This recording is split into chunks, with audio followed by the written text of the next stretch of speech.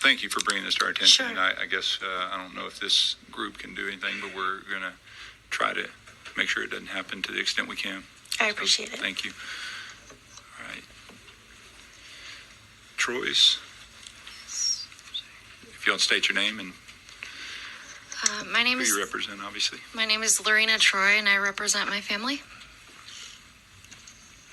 Jason Troy, represent our family and the rest of the other families going through this. And I appreciate you. We met a couple weeks ago, and appreciate you being willing to share that story. I am going to step out for just a minute, but it's not because it's because I've heard it, and I will be right back. Thank you. Thank you. Members of the Texas House of Representatives Committee on Human Services, thank you for allowing me to be heard today. My name is Lorina Troy, and this is my husband, Jason Troy. I'm a mother of 3 children and author and family advocate. My husband had a government and military top secret security clearance. He earned his bachelor's degree in criminal justice. I was an optician in an optometrist's office. My husband and I had clean records and no prior CPS involvement. In May 2015, my second son was misdiagnosed. A doctor assumed that my son was hurt. They found fluid in his head and assumed that he had been shaken. We told the doctors that our son was never hurt in any way, and no one would listen. Our children mean the world to us, and my husband and I knew that we never hurt our son in any way. I told the pediatric neurosurgeon at Dell Children's Hospital, our son was never hurt in any way. Could this be something else? He replied, yes, but since he's a baby and can't talk, we're just going to go with abuse, and walked away. According to medical records of my son's MRI report, when this first happened, that states protocol for hydrocephalus, the doctors and staff, hospital staff, made a false report to CPS of child abuse. Because of their wrongful accusations of imminent danger, CPS lied to the judge and falsified court documents, and the judge signed off on the emergency removal of my 2 sons, who were only 4 years old and 6 months old at the time. There was never any evidence of any child abuse. CPS also tried to wrongfully accuse me of medical neglect. The 2 CPS caseworkers lied to the judge and said that I was not taking my son to see physicians, when in fact I was taking my son. He saw 3 physicians. One visit also included a wellness check. I told them that I was taking my son to see physicians and said that I can show them the documents of the visits. They said no, and they didn't need it, and they still wrongfully took my children from me. We lost our children for 5 months when they were placed into the foster care system. Our attorneys pleaded with a judge to have our children placed with family, and the judge said no, foster care, and gave no reason. Our children were very traumatized and completely heartbroken from when our family was wrongfully torn apart. The worst day of my life was when my children were wrongfully taken from me.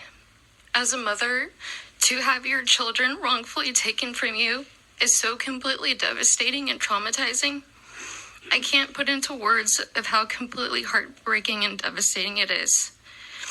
To not see your children every day when you're so used to seeing them laughing and smiling and running around, and all of a sudden you hear silence, and they're not there, it's completely heartbreaking.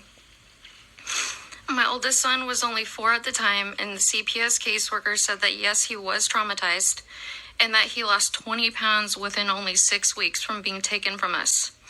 Medical records from his pediatrician also state that my son showed signs of sadness and depression from being separated from us, his biological parents. I was also told that my son would often cry, and he would often cry himself to sleep many nights. Our baby was only 6 months old at the time, and our CASA caseworker and our oldest son told me that our baby would cry all day in foster care, had headaches, and he had to see his neurosurgeon. He also had a double ear infection not long after he was wrongfully taken from us.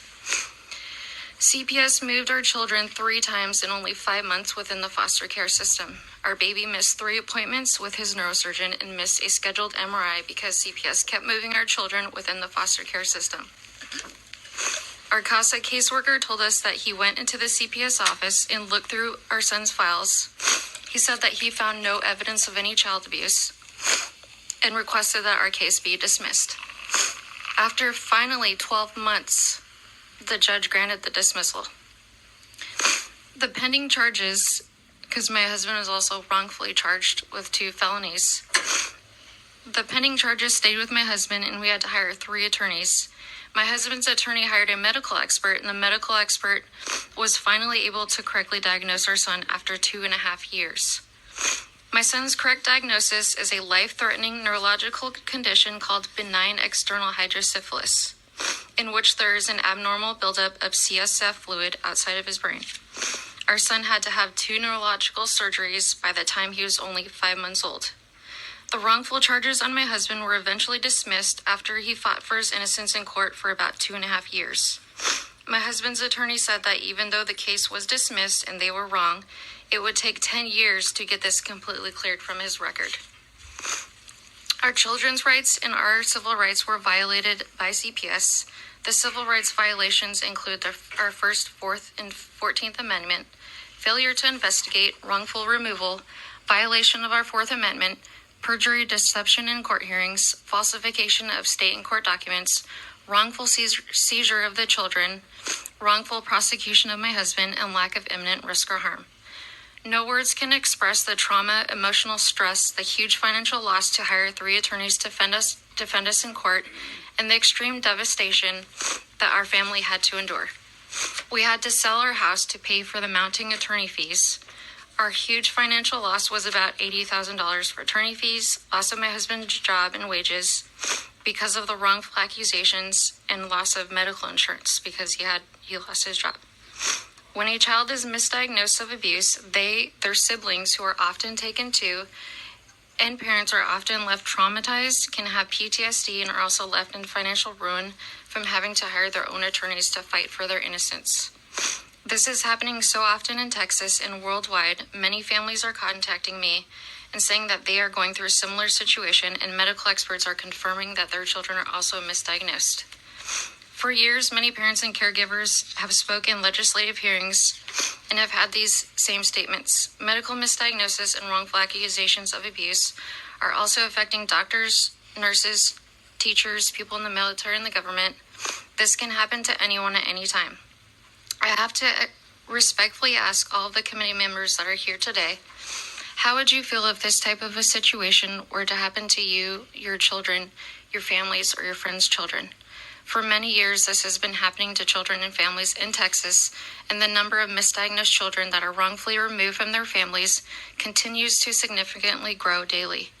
I understand that laws can't be changed until 2021, but policies and procedures can be changed much sooner, especially within the DFPS, medical system, court system, law enforcement, and CASA. Children are having honest-to-God medical conditions, but doctors and CPS tend to be so quick to assume and wrongfully accuse of abuse without first seeking a non-affiliated medical expert to correctly diagnose children. Our big concern is that many children that are in foster care might not need to be there, also that many parents and caregivers might be in jail or prison when they are in fact innocent. I believe that we all have the same goal and purpose to protect the children and families of Texas. Can we please make changes in order to protect the children and families of Texas from medical misdiagnosis and wrongful accusations of abuse? I'm giving the entire committee a copy of my book, Miracles of Faith, to share our story, raise awareness, and hopefully help other families. A copy of my book is also in the White House, Senator Ted Cruz's office, and Governor Greg Abbott's office too. Thank you so much for your time and for allowing me to be heard today. I hope and pray for changes. Thank you. Thank y'all.